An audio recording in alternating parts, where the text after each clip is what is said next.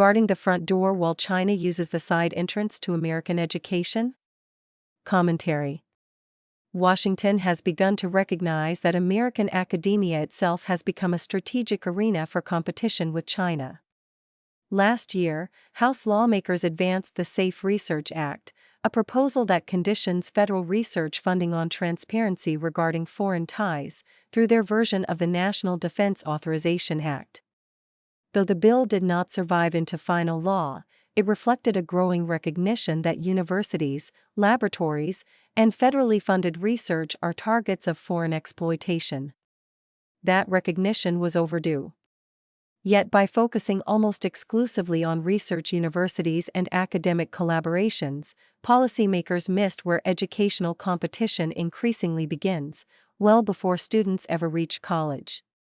Certain international secondary schools have quietly become feeder pipelines into American higher education while operating under the radar, free from scrutiny, export controls, or disclosure requirements. Why do these earlier education pipelines remain almost entirely exempt from attention? Make no mistake, these concerns are not hypothetical.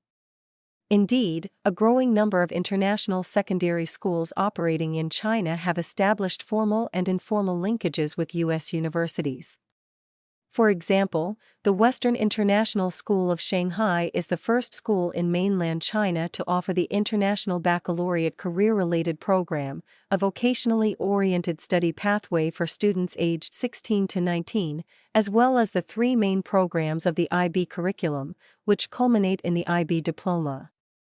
Since at least 2021, WISS has promoted a dual-enrollment aeronautics pathway linked to Embry-Riddle Aeronautical University, a long-established U.S. institution known for training pilots and aerospace engineers. The program introduces students to aviation, engineering, and aviation business while they are still in high school. Many of these technical fields are dual-use, central to both civilian transport and defense logistics, and occupy a uniquely strategic position in China's national development and military planning.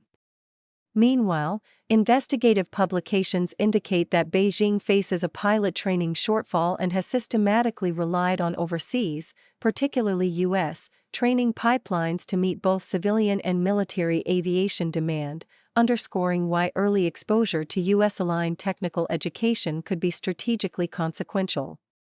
Another prominent example is the Dulwich International High School network, which illustrates how this model extends beyond a single institution and operates at scale across elite international education in China.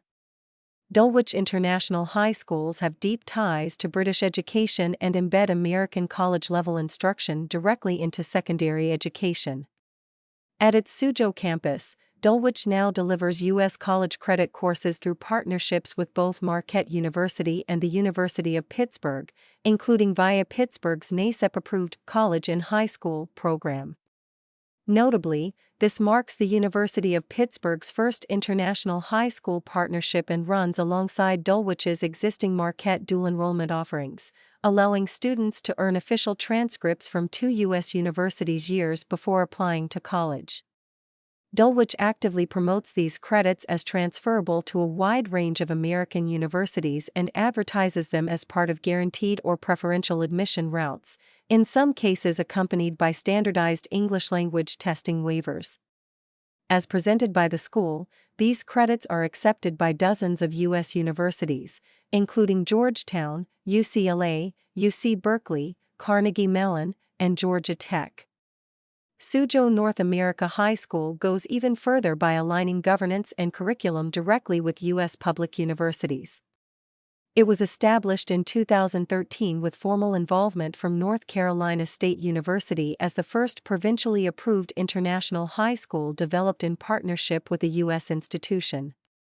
Recognized by provincial authorities, the school was designed explicitly to prepare students for U.S. higher education, meaning that the model aligns secondary education governance, curriculum, and outcomes closely with U.S. public university expectations, effectively externalizing part of the American education pipeline overseas.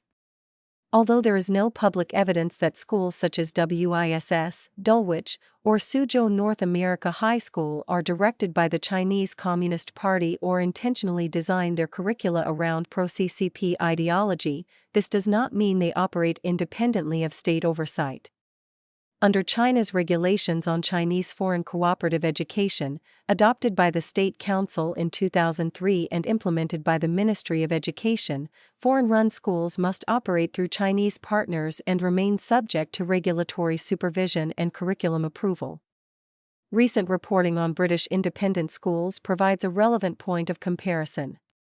In the UK, reliance on Chinese enrollment and capital has reshaped the character and priorities of elite schools such as Harrow, Roedean, Cheltenham Ladies College, and Shrewsbury through demographic shifts and market reorientation. British schools seeking to operate campuses in China have faced even tighter constraints, including limits on curriculum and textbook use, with some abandoning planned expansions rather than comply. Understanding how the Chinese educational system works and neglecting to apply scrutiny over university-high school partnerships is a mistake. Even though they might not involve federal grants, classified laboratories, or formal research agreements, they operate in fields such as aviation, engineering, design, and creative industries that are foundational to national competitiveness. By treating these collaborations as strategically neutral, U.S. higher education and national security policies overlook how technical capacity and professional trajectories are shaped well before university education or research oversight begins, creating a vulnerability that falls outside nearly all existing safeguards. The Safe Research Act reflects congressional recognition that foreign actors seek to exploit U.S. research institutions through opaque affiliations and partnerships. However, by concentrating almost exclusively on federally funded research, laboratories, and universities, current policy planning guards only the front door of American academia. At a minimum, secondary-level collaborations that embed U.S. institutions abroad, especially in aviation and related technical fields critical to China's national capacity, should no longer remain outside scrutiny before the side entrance becomes the front door.